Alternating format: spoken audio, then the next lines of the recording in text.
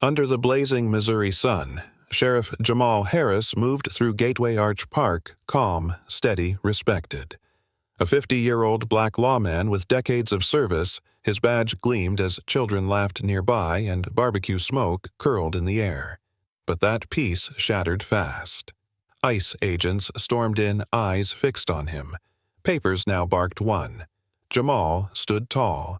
"I'm the sheriff of this county." But to them, he was just another black man. Cuffs bit into his wrists. Blood fell. Cameras rolled. But what they didn't know was who he really was. Can one man's truth shake an entire system? Share this if you're outraged. Comment Nabber Justice and tell us where you're watching from.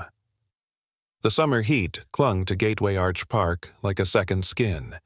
The Mississippi River glinted behind the trees, its waters slow but restless, carrying whispers from cities upstream. Sheriff Jamal Harris moved with quiet precision between food stalls and folding chairs, nodding at familiar faces. He wore his pressed tan uniform like a second layer of muscle badge, polished boots clean despite the dust. Kids waved. Elders tipped hats. A little girl handed him a cupcake and called him Uncle Jam. He smiled, but the smile didn't reach his eyes.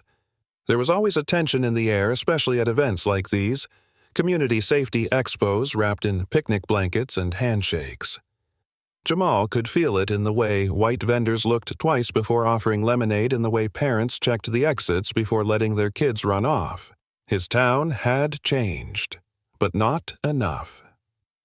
50 years old, and 15 years into his tenure as Shelby County Sheriff, Jamal had served under 3 governors across 5 national tragedies and through countless town halls filled with grief.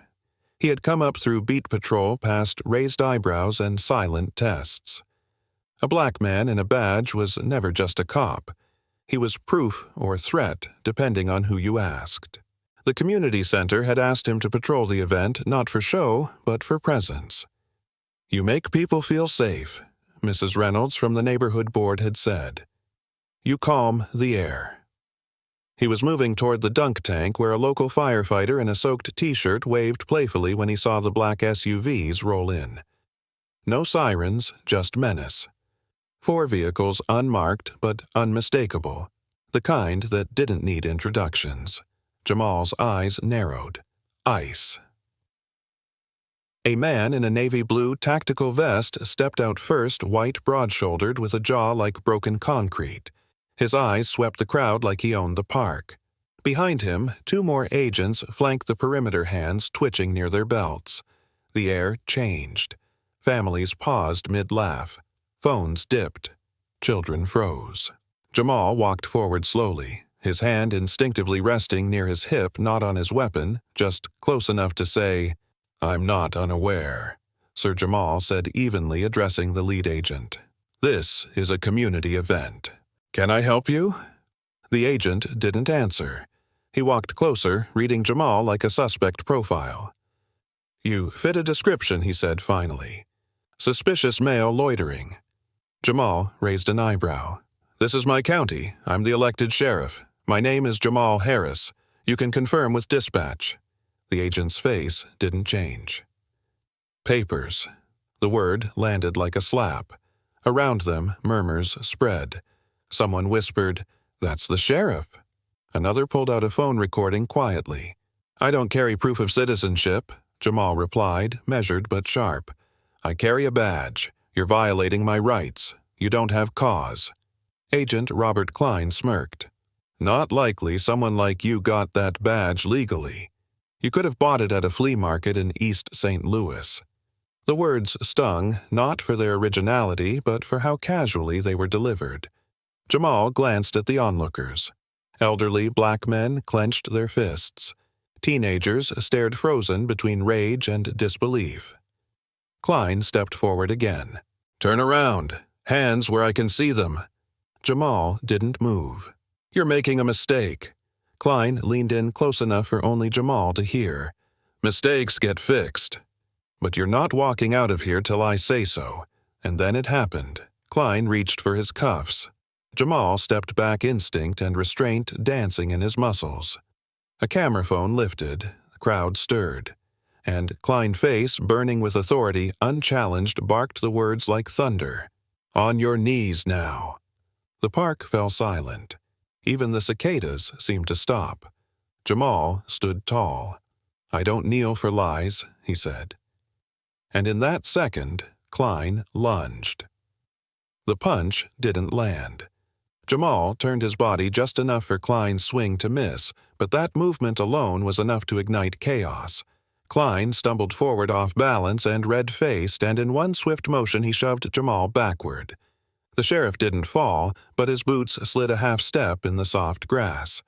Before he could speak, Klein drew his baton and shouted, "Resisting!" Two agents closed in hands, yanking Jamal's arms behind him. The cuffs were cold steel biting into his skin. Jamal didn't flinch, didn't yell. He looked straight ahead, calm but burning. His badge dropped from his uniform, landing with a soft metallic thud near a child's sneakers. A woman screamed, "That's Sheriff Harris." "What are y'all doing?" Klein ignored it. "Got ourselves an impersonator. Claims he's a sheriff. Let's verify that downtown." Someone started filming. A bystander's voice shook as they called out, "You're hurting him. Look at his wrists. He's bleeding." The cuffs were cinched tighter than necessary. Blood trickled from where the sharp edges pinched his skin. Jamal winced but held his head high. Pride didn't erase pain, but it kept you standing through it. Agent Sarah Cole hesitated behind Klein. She was younger, mid-30s, maybe Latina, with uncertainty in her eyes. "Sir, maybe we should check his credentials on site. This doesn't feel right." Klein glared at her. "I gave you a command." She bit her lip, but stayed silent. Her hands trembled as she helped lift Jamal by the arms. Her eyes met his just for a second, and what she saw there made her swallow hard. Jamal didn't plead. He didn't curse. He simply said, "This will be seen, all of it." They led him past booths and wide eyes through the crowd that had gathered like a living wall of outrage and disbelief. Children clung to parents unsure whether to cry or hide. One old man dropped his hat to the ground in disbelief. At the curb, Klein yanked open the SUV door and shoved Jamal inside. The sheriff's shoulder hit the seatbelt buckle hard, but he didn't make a sound. Through the tinted window, he saw a familiar woman, Miss Clara from the church choir, clutching her chest as she called his name through the glass. The vehicle pulled away, and silence spread through the park like spilled oil. No one clapped anymore. The music had stopped. Even the summer breeze held its breath. Inside the SUV, Jamal steadied his breathing. Sweat rolled down his temple, mixing with dried blood at his wrist.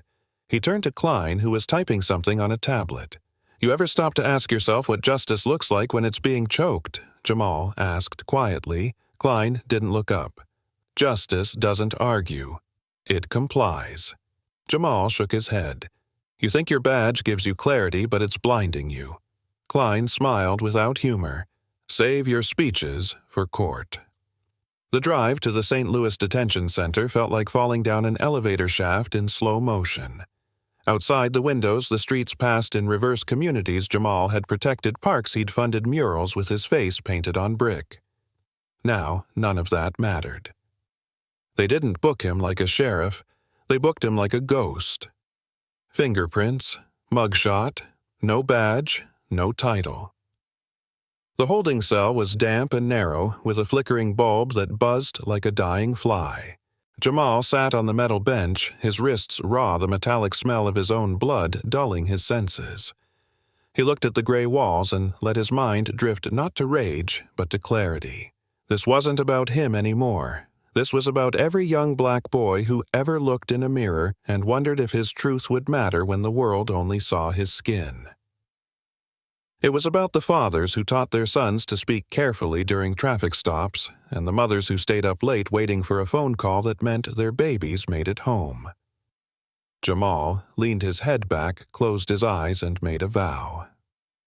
They didn't know who they had silenced, but they would. The holding cell smelled like rust and bleach.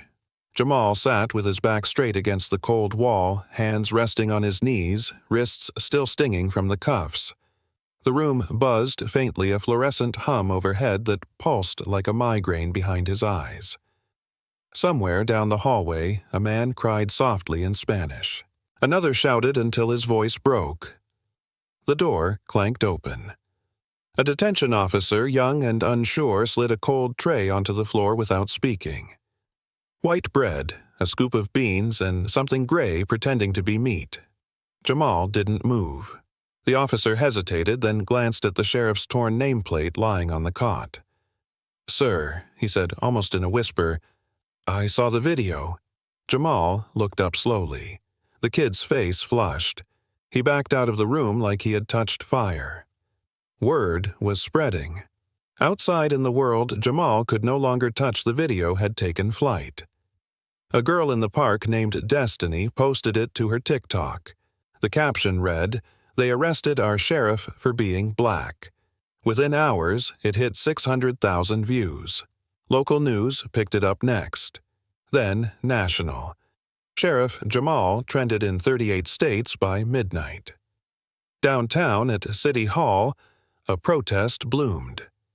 It started with a pastor and 10 members of his congregation kneeling silently on the courthouse steps. By sundown, they were joined by nurses, teachers, barbers, veterans, teenagers with skateboards, and grandmothers with signs.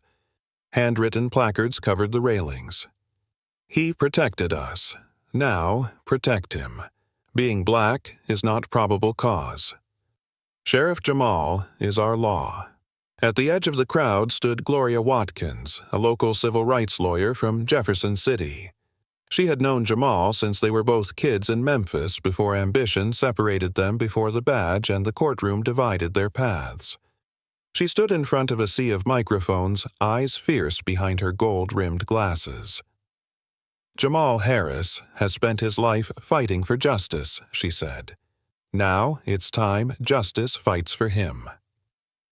She held up a thick manila folder, his record lined with commendations letters from governors and citations of bravery. She read one aloud, her voice trembling just once, for exemplary leadership in de-escalating armed conflict during the St. Charles standoff without a single shot fired. The crowd erupted.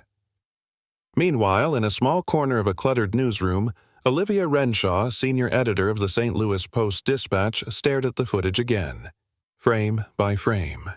She watched Jamal's badge fall, watched blood slide down his wrist, watched the hesitation in Agent Cole's eyes. "Get me confirmation," she said, voice low but tight. "We run this before dawn." Back in the cell, Jamal sat unmoving. He didn't know what was happening outside. There was no clock, no window, but he could feel the shift in the air like the first breeze before a thunderstorm. The door opened again. Agent Sarah Cole stepped inside, her face pale. She didn't meet his eyes. "I brought you clean bandages," she said, "and I'm sorry." Jamal didn't speak. She swallowed hard. "I thought we were stopping someone dangerous. Klein told us he lied." Jamal said, calm but sharp, "And you helped him." Sarah nodded. "I did." Her voice cracked. "But I know the truth now, and I'm not staying silent." She placed a sealed envelope on the metal table. "I gave this to Channel 4. Internal Communications. Klein's order to target a, quote, unverified black male. No warrant, no name, just skin." Jamal's breath caught just slightly. His voice was low. "You realize what this will cost you." "I do," she said. "But I'd rather lose my job than keep my soul locked in this room with you." They stared at each other for a long beat. Then Sarah turned and walked out. Jamal looked down at the tray of food, then at the envelope. The system that had caged him was starting to crack. He wasn't free yet. But justice had heard him, and it was beginning to speak. Jamal didn't sleep that night. The lights never went off. The hum of the bulb, the distant moan of plumbing, the echo of cell doors slamming down the hall, all of it gnawed at his nerves. But it wasn't the noise that kept him awake. It was the stillness. He had lived his life in motion, moving through pain, rising through resistance, choosing discipline over anger. But in that gray cell with walls too close and time too slow, everything caught up to him. Every traffic stop he de-escalated. Every teenager he talked down from the edge.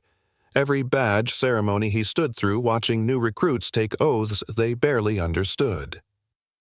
And now, here he was. A sheriff without a gun. Without his title, without even his name on the booking sheet. Just male black approx. 6'1". Subject refused to comply. Around 5 a.m., a guard knocked. "You've got a visitor." Lawyer. Jamal stood slowly. His muscles ached. The cuffs went back on. This time, not as tight, but still too tight. They brought him into a glass room, the kind used for monitored conversations. Across the table sat Gloria Watkins, dressed in a black suit that had seen the courtroom wars and small-town showdowns. Her eyes were tired, but her posture radiated fire. "I filed a writ of habeas corpus," she said.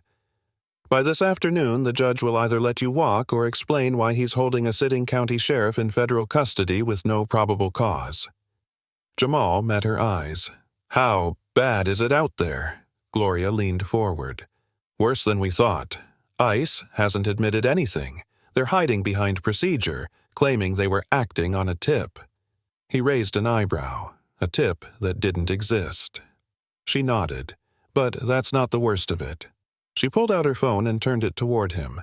The screen showed a headline from a fringe media outlet, "Imposter in Uniform, Sheriff Under Investigation." "Smear campaign," she said. "Anonymous sources, twisted records, and fabricated complaints. They're trying to stain you before the truth gets oxygen." Jamal exhaled slowly. "They're afraid. They should be." Gloria slid a document across the table. "The mayor's office won't go on record, but 3 council members just issued a joint statement demanding your release. And the video, 17 million views." He blinked. 17. 17, she said, voice clipped. "This thing's gone national." Jamal looked down at the paper.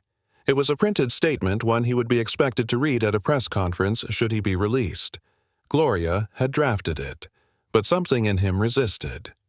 "I don't want to read someone else's words," he said. "I'll speak my own." Gloria didn't flinch. "Then make sure they count." Back in the cell, Jamal sat with the paper in his lap, but didn't touch it. His mind wandered to his mother, how she used to tell him, "The truth walks slow, baby, but it gets where it's going." He'd believed that. Still did. But right now, the truth was crawling uphill through concrete. He heard the buzz of the hallway doors again, more shouting, footsteps, then suddenly quiet. The guard returned. "You've got another visitor." Jamal stood. He wasn't expecting who walked in. Agent Sarah Cole again, but this time her badge was gone. She looked stripped down, no vest, no gear, just a woman in jeans and a windbreaker holding a manila folder in shaking hands. "They fired me," she said before he could ask. "Said I violated the chain of command. But I gave the evidence to KMOV. It's airing tonight." He nodded slowly. "Why'd you come back?" Her voice cracked. "Because you deserve to know. This was never about a tip. Klein ran a keyword dragnet last week, black male park crowd. That's it. He didn't need your name, just your existence." Jamal looked at her for a long moment. "Thank you," he said. Sarah lowered her head. "I just hope it's not too late," she whispered. Jamal stood up straighter. The ache in his body was real, but something else was stirring now, something stronger than pain. "It's not," he said. "Not even close." Jamal sat in the holding room, shoulders squared as the door clicked shut behind Agent Cole. He didn't look back at the envelope she'd left. Not yet. His breath was steady, measured. The kind of breath a man takes when he knows something is shifting not just in the room, but in the world beyond it. An hour later, 2 guards came in. "Court transport," one said. They didn't shove him this time. The cuffs were still there, but not tight. No taunts, no muttered jokes, just silence and formality. He was led through the back corridor of the detention center past barred windows and flickering lights into the back of a black transport van. No sirens, just the low rumble of tires over city streets. When they reached the courthouse, the crowd was already waiting. Hundreds lined the stone steps holding signs, arms crossed, phones raised. Local pastors in robes stood shoulder to shoulder with grocery clerks and sanitation workers. School teachers with clipboards and artists with paint-streaked overalls. And above them on the courthouse balcony, a single banner fluttered in the wind. It read, "Justice wears a badge." 2. Inside the courtroom, the air was thick. Reporters packed every corner. Jamal was seated in his orange jumpsuit, a visual contradiction that made some in the room visibly uncomfortable. A uniformed sheriff, stripped of his title, shackled in front of the law he'd served. Across the aisle, Gloria Watkins sat at the defense table, calm but alert. She greeted him with a brief nod. The judge entered. All rise. Judge Theodore. Harris, a man Jamal had argued before, more times than he could count, took his seat. His silver beard was trimmed his gaze level. The gavel struck once. This hearing is to address the unlawful detention of Sheriff Jamal Harris. The room hushed. The government attorney, red-faced and stiff, tried to justify the arrest with vague phrases: operational error, misidentified suspect, emergency conditions. Gloria stood next. Her voice didn't need volume, just truth. "Your Honor, my client is a sitting sheriff with over 15 years of distinguished service. He was detained without cause, without identification verification, and without respect to his civil rights. This was not an error. This was a pattern." She held up the leaked memo from Cole. "This document from inside IC instructs officers to target community events in majority black neighborhoods and flag, quote, suspicious males with no identifying behavior, only demographic data." The judge read it silently. The room held its breath. Then Judge Harris looked up. "Release him. Immediately." A murmur swept the room.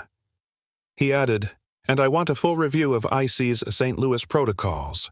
Effective now. I'll be contacting the U.S. Attorney's Office for oversight." Gloria nodded, triumphant but controlled. Jamal sat still, jaw tight.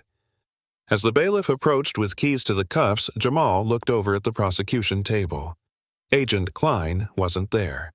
Just an empty seat where accountability had refused to sit. The moment the metal fell away from his wrists, he rose.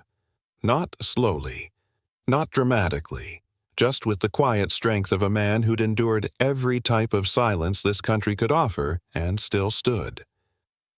Outside, the crowd roared as the courthouse doors opened. Gloria stepped out first. Then Jamal, now back in his own clothes, his sheriff's badge in hand. A reporter pushed forward. "Sheriff Harris, what do you want the public to know?" Jamal raised his voice not in anger, but clarity. "I want them to know justice doesn't belong to the system, it belongs to the people." And the people stood up. "So now I'm standing with them." The crowd applauded. From the back of the gathering, a child's voice called out, "We love you." Sheriff Jamal smiled, not because he was free, but because he finally wasn't alone. The day after Jamal's release, the city buzzed with something more than outrage. It buzzed with momentum. People who'd never once spoken at a town hall now stood on milk crates with microphones. Retired teachers, young activists, pastors, and teens in hoodies who knew all too well what it meant to be misjudged, they were all speaking up. It wasn't just about Jamal anymore. His arrest had opened something deeper, a wound that had never truly healed. Gloria's office became a war room. Volunteers answered phones, sifted emails, organized rallies, and built a timeline of IC stops and racial targeting complaints from the last 2 years. Every wall was covered in sticky notes and red marker trails connecting names, dates, and badge numbers. "Patterns clear," said Marcus, a law student from St. Louis University, helping Gloria build the civil case. They targeted community events, black neighborhoods, and parks, always parks. It's like they wanted visibility without accountability. Gloria nodded grimly. They wanted fear. They got footage instead. Meanwhile, Jamal returned to Shelby County not quietly but without fanfare. He didn't show up with reporters or a parade. He showed up in uniform, walking into the sheriff's office at 7:43 a.m., sharp coffee in hand like it was just another Monday. The silence inside was thick. Deputy Rhodes, his second-in-command, stood from his desk. "Sheriff," he said quietly. Jamal tipped his head. "Rhodes." There was a pause. Then, Rhodes stepped forward and hugged him, not hard, not long, but with the weight of someone who'd watched his own dignity bend under pressure. "I tried," Rhodes said. "I called, filed internal notices. They blocked everything." Jamal pulled back. "You kept this place steady. That's all I ever asked." He walked through the station eyes, catching the gaze of the officers who once looked past him. This time, they looked at him. Some nodded. Some looked down. A few, like Rookie Officer Kelman, stood straighter, like they finally understood what it meant to wear the badge. Jamal entered his office and sat for the first time in days. His inbox was flooded. Messages of support from across the country. Requests for interviews. A handwritten letter from a woman in Arkansas. "My son saw your video. Now he wants to be sheriff too." But Jamal didn't smile. He opened the bottom drawer of his desk and pulled out a photo his father in uniform. A sanitation worker, not a cop. But dignity didn't come with badges. It came with how you held yourself when the world pressed down. He whispered, "I'm still standing, Pop." Later that day, Gloria called. "Bad news and good news," she said. Jamal waited. Klein's in the wind. He didn't report to ICE headquarters. No home address on file. He's disappeared. Jamal's voice tightened. "That's the bad news. What's the good?" "We're filing the civil suit anyway against the agency, the city, and any named supervisor tied to the operation. And Cole's leak, KMOV, aired it at 6. It's already sparked a federal oversight petition with 30,000 signatures." Jamal leaned back in his chair. "Make it stick, Gloria. All of it." "I will," she said. "But I need something from you. What's that I need you to show up? Speak. Not as a victim, but as the man who turned a broken moment into a movement." Jamal didn't answer right away. Out the window, he watched an elderly woman struggle with her grocery cart on the sidewalk. A young man in a hoodie jogged over and helped her without being asked. That was the moment. "I'll be there," he said softly. And this time, he meant more than just presence. He meant legacy. By the end of that week, the fire was no longer just local. National anchors began closing their segments with Jamal's name. Social media turned his image, stoic, bleeding defiant, into a symbol, not of martyrdom, but resistance, the kind that refused to sit quietly in the back row of history. And then, on a quiet Saturday morning, the phone in Jamal's office rang. It wasn't Gloria. It wasn't the governor's liaison. It was a voice he hadn't heard in years. "Sheriff Harris," the man asked.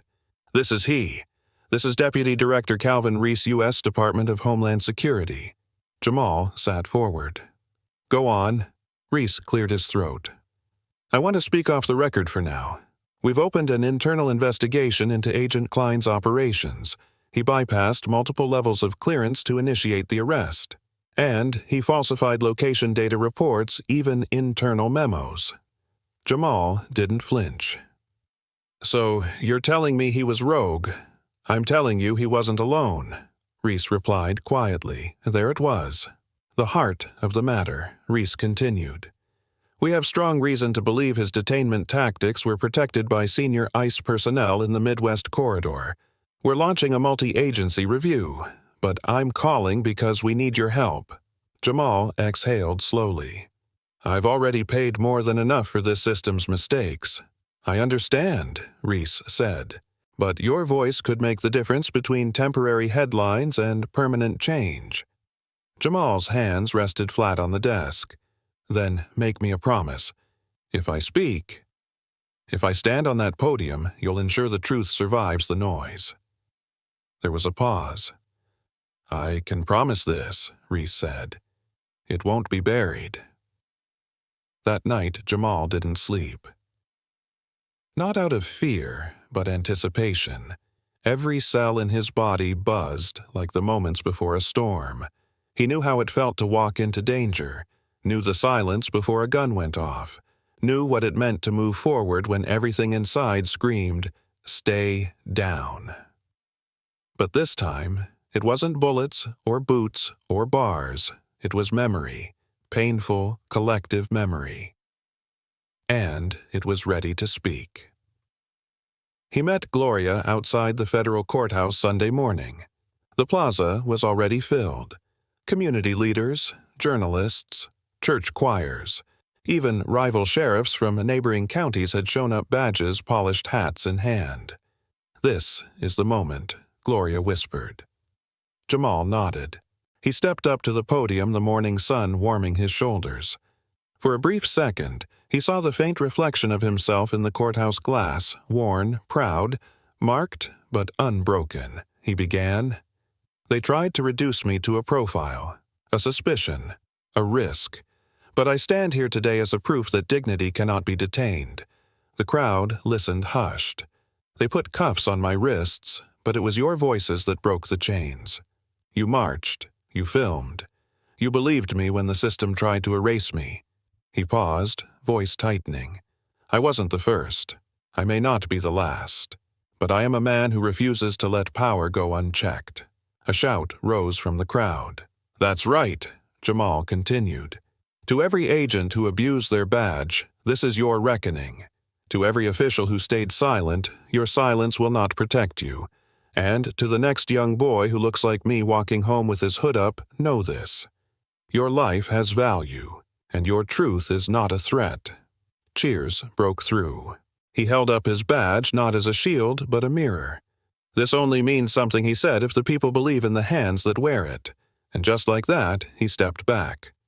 No grand finale, just truth standing steady in the place it almost died. The crowd parted as Jamal stepped down from the courthouse steps, but this time it wasn't out of fear. It was reverence.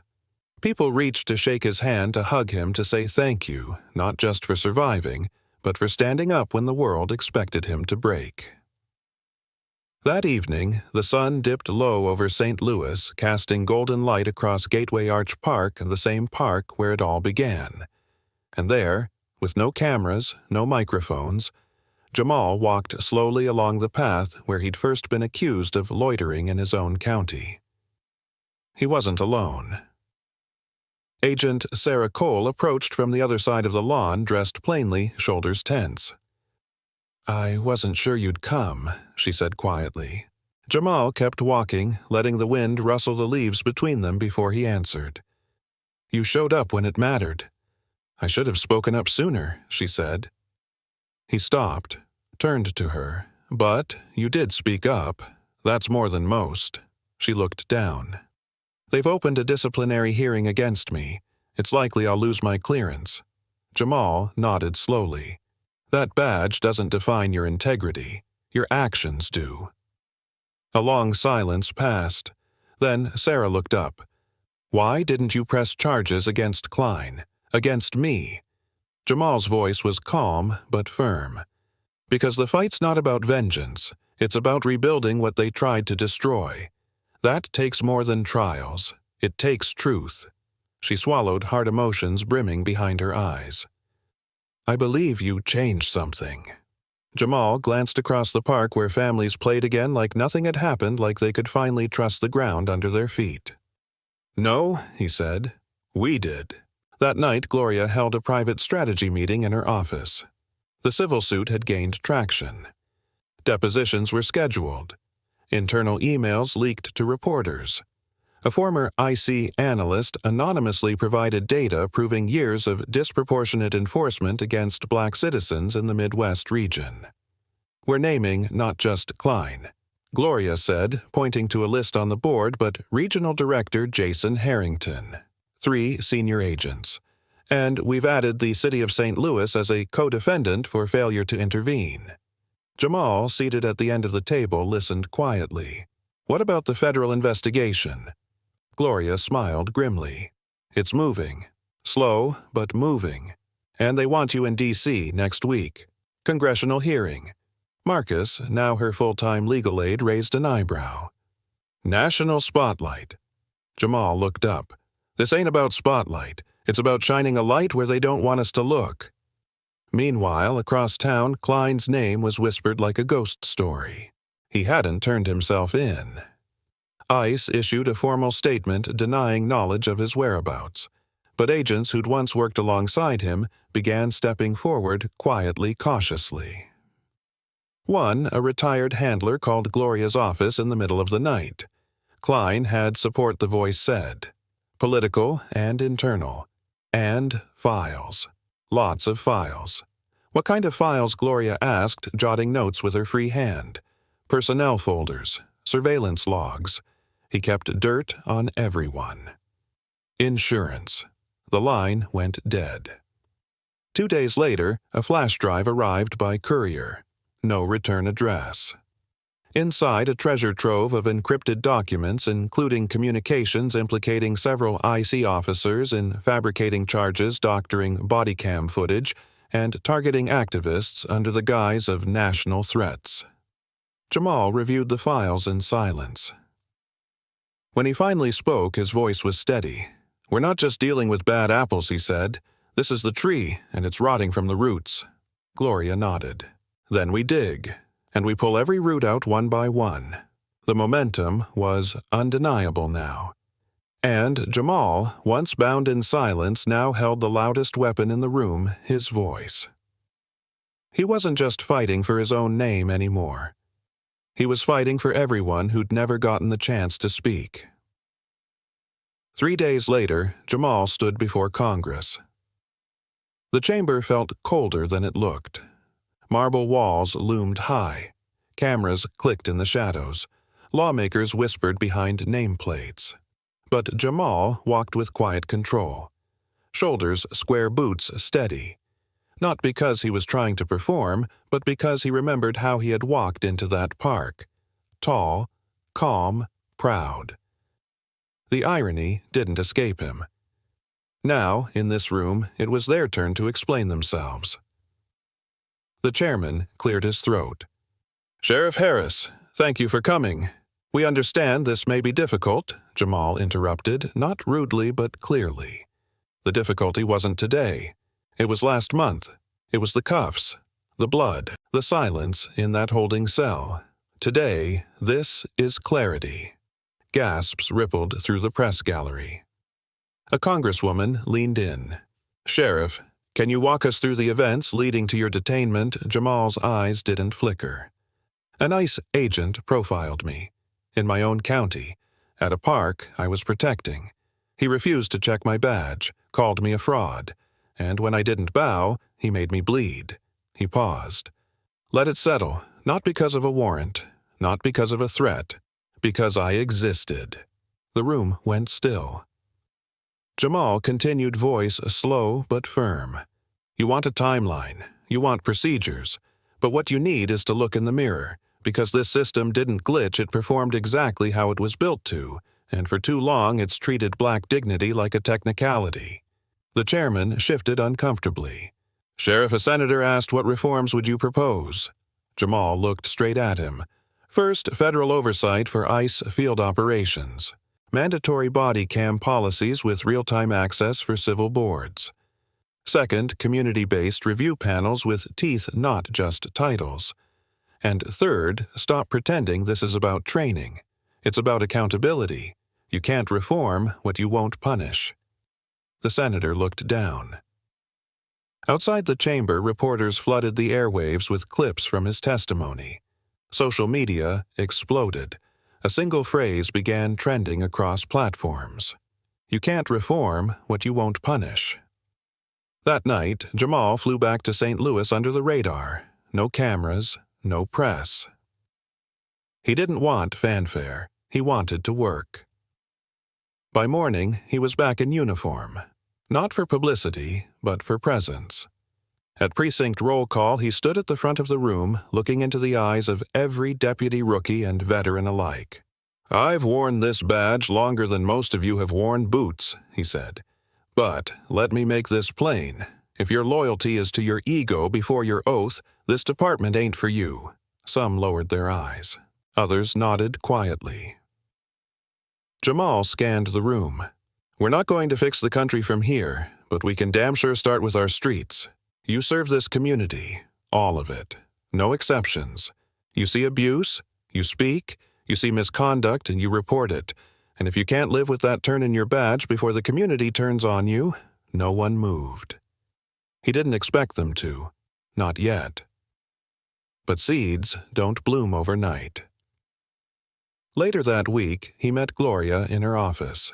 The federal case was gaining traction. The files from the anonymous flash drive were authenticated. Congressional subcommittees launched subpoenas. IC officials were being called to testify. But then, a new headline hit the wire.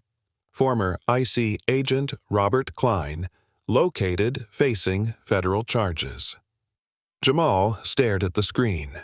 Klein had been found in rural Pennsylvania hiding under a false name. A neighbor tipped off authorities after recognizing his face from a viral video. Armed agents took him into custody without incident. "Full circle," Gloria whispered. Jamal said nothing. Because this wasn't victory. It was justice unfinished. Still, when he stepped outside and saw the mural freshly painted on the side of City Hall, his own image standing tall with the caption, "Sheriff of the People," he allowed himself one breath of hope. Not pride, not relief. Just hope. Because the fight had only begun, but this time the people were watching. The press barely had time to digest Klein's arrest before another shockwave hit the public. Agent Sarah Cole, the whistleblower who leaked the internal memos, sat down for an exclusive interview with KMOV-TV. She wore no makeup, no badge, and no legal buffer, just a plain gray blouse and the weight of a conscience catching up to her. "I saw it happen," she told the anchor, eyes steady. Sheriff Harris wasn't resisting. He was explaining, calmly, respectfully, and I stood there and did nothing.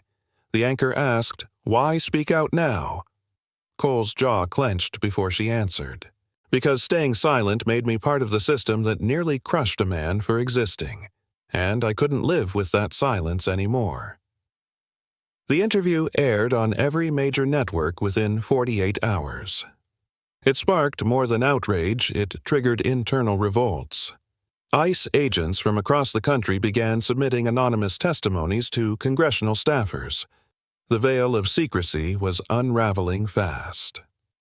Jamal watched the segment alone, sitting on the edge of his bed, fingers steepled beneath his chin. He didn't feel triumph. He felt sorrow for how far it had to go and how many had suffered in silence before now. Later that week, Gloria convened a public forum in the city auditorium. The goal was simple: give the community a voice. The line to the mic stretched around the building. A high school senior stepped up, voice shaking, but eyes locked forward. I watched Sheriff Harris get tackled on my phone while sitting in civics class. I thought if it could happen to him. What chance do I have?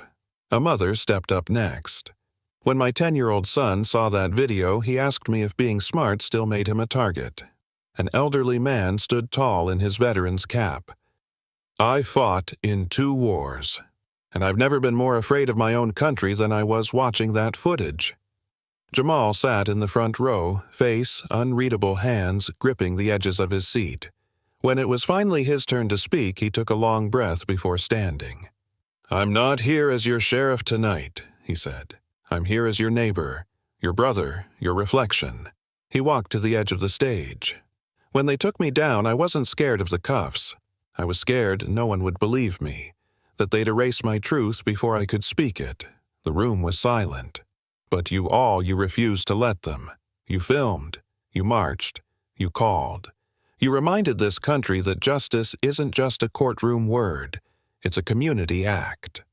Applause swelled like thunder. After the forum, Jamal stepped outside alone. The night air was warm, the streetlights buzzing faintly overhead. Across the lot, Gloria caught up to him. "We just passed 75,000 signatures," she said, "enough to demand an emergency policy review in the Justice Department." He nodded, quiet. "They're watching now," she added, "and they're listening." Jamal turned toward her. "Then, let's make sure we don't whisper." Back at the sheriff's office, Deputy Rhodes met him at the door with a box in his hands. "What's that?" Jamal asked. Rhodes cracked a grin. "Official order. You're being asked to help design the state's first anti-bias training curriculum for all levels of law enforcement, from cadets to brass." Jamal raised an eyebrow. "They want me to teach the system that tried to crush me?" Rhodes shrugged. "Or remake it in your image." Jamal let out a low laugh. "Then let's make it honest, and let's make it loud, because power didn't lie in the badge alone. It lay in the people who refused to be quiet when justice was silenced. And now they had a blueprint. One forged in truth, sharpened by resistance, and carried forward by a community that had finally found its voice." The training sessions began small. A cramped classroom inside the police academy, folding chairs lined in crooked rows. Most of the officers who walked in wore blank expressions, arms crossed, waiting to be told something they'd already decided they wouldn't hear. But Jamal didn't start with lectures. He started with silence. He let the room settle, let them shift in their seats. Then he picked up a remote and played the video. That video, the one from the park, from the cuffs, from the blood.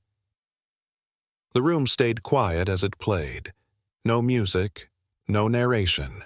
Just the raw footage captured by a trembling teenager's phone projected onto the white wall like a mirror none of them could look away from. When it ended, Jamal spoke. "Before I was your instructor, I was that man." His voice wasn't angry, just plain, worn. "And before that, I was a father, a neighbor, a lawman who believed this badge could do more good than harm." He paused. "But in those 3 minutes, none of that mattered. My life got reduced to one thing: suspicion."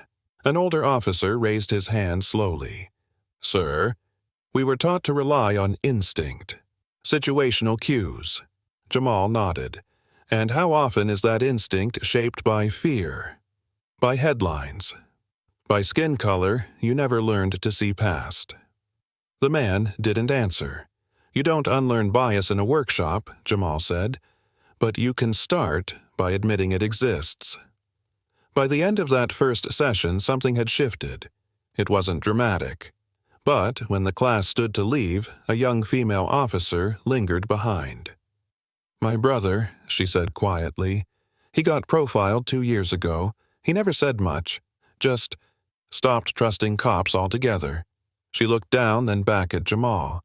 "Thank you for not giving up on us." Jamal didn't smile, but he offered a simple nod. "Thank you for staying." The training expanded statewide. Word spread. Requests came in from departments in Kansas City, Chicago, even New Orleans. They called it the Harris Framework, a blend of storytelling, policy breakdown, and peer accountability sessions. But Jamal stayed grounded. He still showed up at roll calls, still patrolled on weekends, still sat on his porch at sundown sipping sweet tea and watching the neighborhood kids ride their bikes through sprinkler arcs in the street. One evening, Gloria joined him. "They're putting together the settlement terms," she said. "Class action, federal penalties, full damages. They're also naming you in the policy reform package." He raised an eyebrow. "As what?" "As the man who made the system blink." He chuckled. "Sounds like something out of a movie." Gloria leaned back. "Feels like one sometimes. Except in this one, the hero doesn't ride off. He rebuilds the town." They sat in silence for a while, the kind that speaks more than words ever could. Later that week, Jamal was invited back to Gateway Arch Park. This time, there were no SUVs, no agents, just a crowd. Local musicians, food trucks, and a dedication ceremony. The mayor, a younger white woman with fire in her voice, took the stage. We gathered today to unveil a plaque not just for a man but for a moment that changed this city. She gestured to the bronze square embedded in the walkway near the playground. It read, "On this ground, Sheriff Jamal Harris stood unbroken, and from that silence, a movement rose." Jamal approached the mic, unsure if he'd speak, but the crowd leaned in, waiting, hoping. He cleared his throat. "I didn't ask for any of this. I just wanted to serve, to protect, to be a part of something better." He looked out at the faces, young, old, black, white, every shade of hope. "I still believe in justice. Not because the system gave it to me, but because you did." He stepped back, letting the wind carry his words. And for the first time in weeks, he allowed himself to breathe deeply, not as a target, not as a symbol, but simply as a man who kept standing.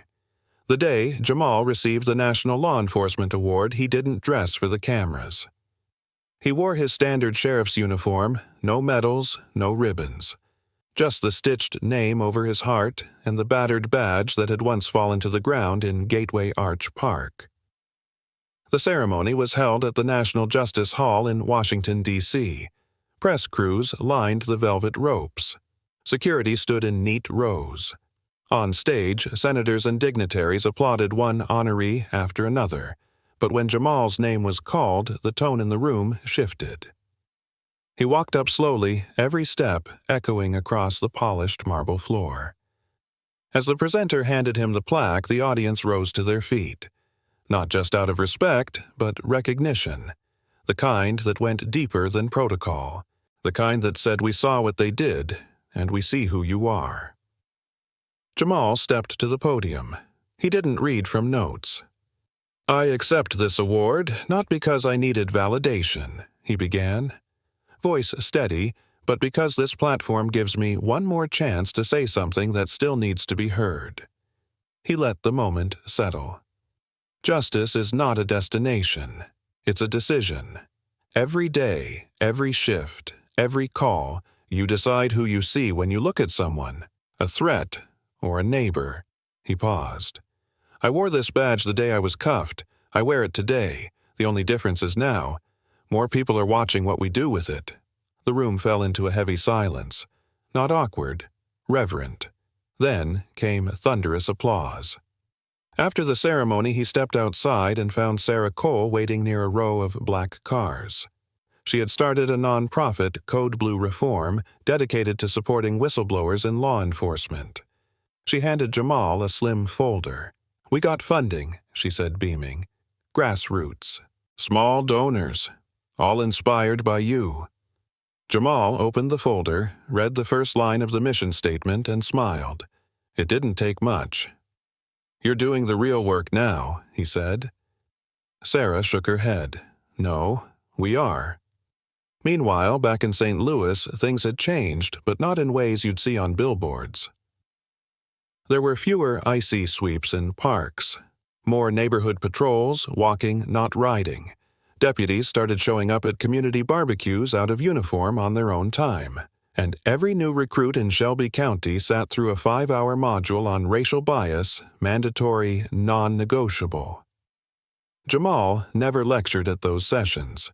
He just walked in for 5 minutes at the end, looked every cadet in the eye and said, "Remember who you serve, and why." That was all it took. One afternoon, Gloria called with a voice full of mischief. "Walk to the front of City Hall," she said. "Now." Confused. Jamal grabbed his coat and stepped outside. What he saw stopped him cold. In the courtyard, city workers were installing a new sculpture. Not a statue of him, but something greater. 2 large hands, one holding a badge, the other holding a cell phone. Beneath it, the words, "Accountability and honor must walk together." He stood there frozen until Gloria appeared beside him. "You didn't think we'd let your story be reduced to a headline, did you?" He looked down at the inscription at the reflection of his own face in the polished stone. "It was never just my story," he said. At that moment, a little boy on a scooter skidded to a stop nearby. He was about 8. Brown skin, curly hair, a curious gaze. "Hey," the boy asked, "are you the sheriff from the park video?" Jamal knelt down, met him at eye level. "Yeah," he said. "That was me." The boy grinned. "You're cool. My mom says you change stuff." Jamal ruffled his hair. "Tell your mom I said thank you." As the boy scooted off, wind rustled through the trees overhead. And for the first time in a long time, Jamal felt something settle deep in his chest. Not relief, not pride. Peace. Because justice had finally begun to breathe again. The courthouse in downtown St. Louis looked different under blue skies. Clean. Still. Like the wind had swept out years of quiet rot. But the building didn't change on its own. People made it shift.